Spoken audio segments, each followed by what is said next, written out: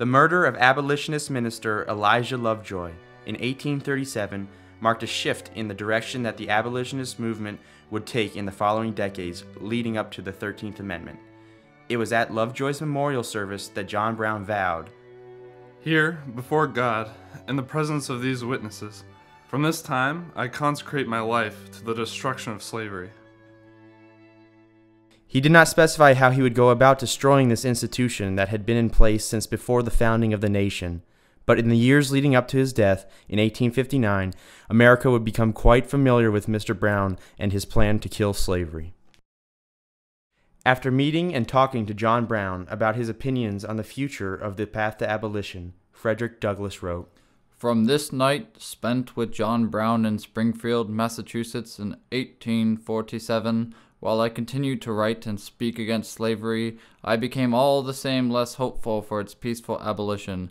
My utterances became more and more tinged with the color of this man's strong impressions." Brown's first act was developing the militant group, the League of Gileadites, in his hometown of Springfield to combat the enforcement of the Fugitive Slave Act. Not a single slave in Springfield was returned back down south. When Brown's sons, living in Kansas, told him of the impending crisis between pro-slavery and free soil parties and how the pro-slavery aggression was threatening his family, Brown headed west to Kansas. Abolitionist passivity to events like the sacking of Lawrence, along with pro-slavery threats, fueled the fire that burned within Brown. Pro-slavery writer Benjamin Franklin Stringfellow wrote, "Pro-slavery forces are determined to repel this northern invasion and make Kansas a slave state. Though our rivers should be covered with the blood of their victims, and the carcasses of the abolitionists should be so numerous in the territory as to breed disease and sickness, we will not be deterred from our purpose." The final straw came when Brown found out that the border ruffians had planned attacks on his abolitionist family in their Kansas homestead. He approved his followers' attack on 5 of his family's neighbors that aligned themselves with the border ruffians. This was known as the Potawatomi Massacre, and set off the abolitionists on a more violent path to protect Kansas and preserve their values. Brown continued to lead militant groups in fighting pro-slavery military troops sent into Kansas to claim towns to ensure the slave state votes. In both the Battle of Blackjack and the Battle of Osawatomie, Brown defended settlements in Kansas while being vastly outnumbered. His efforts in Osawatomie, outnumbered 40 to 300, ultimately failed, but earned him the nickname of Osawatomie Brown, and established his status as a slavery fighter. During his time back east, Brown devised a grand plan for providing a spark to the abolition movement. He campaigned his message throughout the Northeast, gaining support and some financial backing, and meeting icons like Sojourner Truth, Ralph Waldo Emerson, and Henry David Thoreau. October 17, 1859 marked the culmination of his plan, as Brown and a mere 18 men attacked the National Armory in Harpers Ferry, Virginia, in hopes of spreading the message and arming slaves in nearby towns. They hoped to create an army of slaves as they moved from town to town in Virginia, depleting the state of its slaves and hopefully spreading throughout the South. A telegram was sent from a Baltimore train conductor to Baltimore when his train was stopped by John Brown and his men during the raid. Express train bound east under my charge was stopped this morning at Harpers Ferry by armed abolitionists. They had possession of the bridge and the arms and armory of the United States. Myself and baggage master have been fired at, and Hayward, the colored porter, was wounded very severely, being shot through the body, the ball entering the body below the left shoulder blade and coming out under the left side. Brown and his men were surrounded by Marines, led by Jeb Stuart and Robert E. Lee.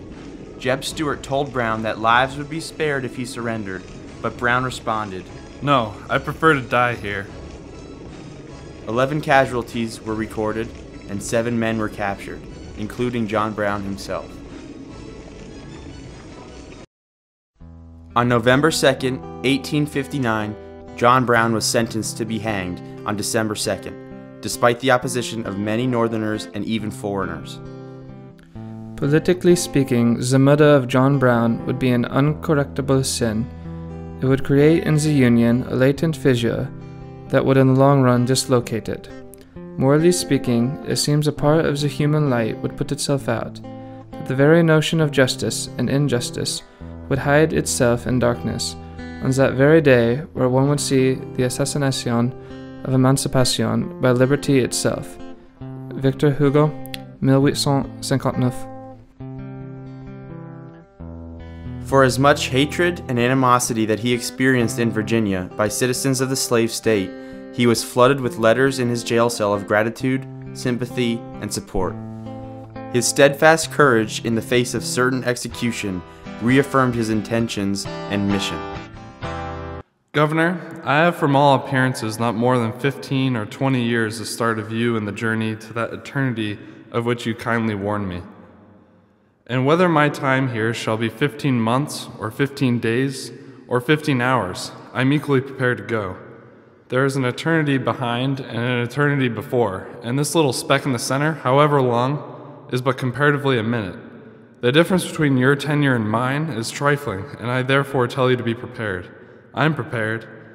You have a heavy responsibility, and it behooves you to prepare more than it does me.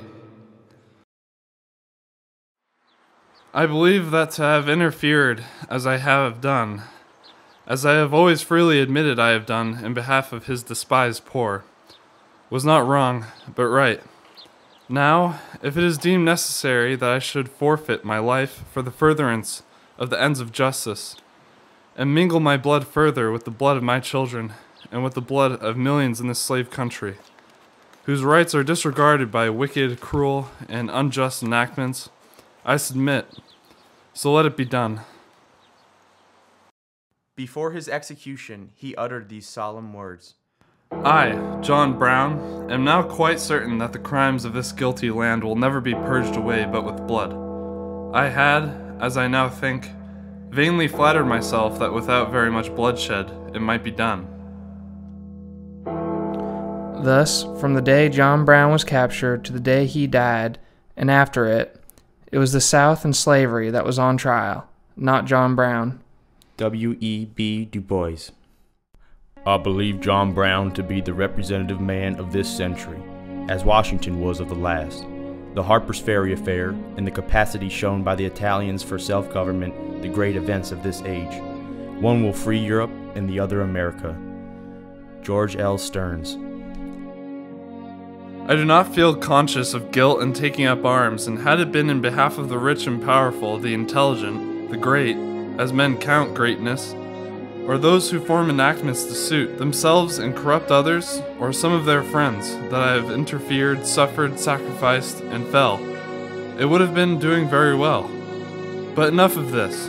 These light afflictions, which endure for a moment, shall but work for me as a far more exceeding and eternal weight of glory.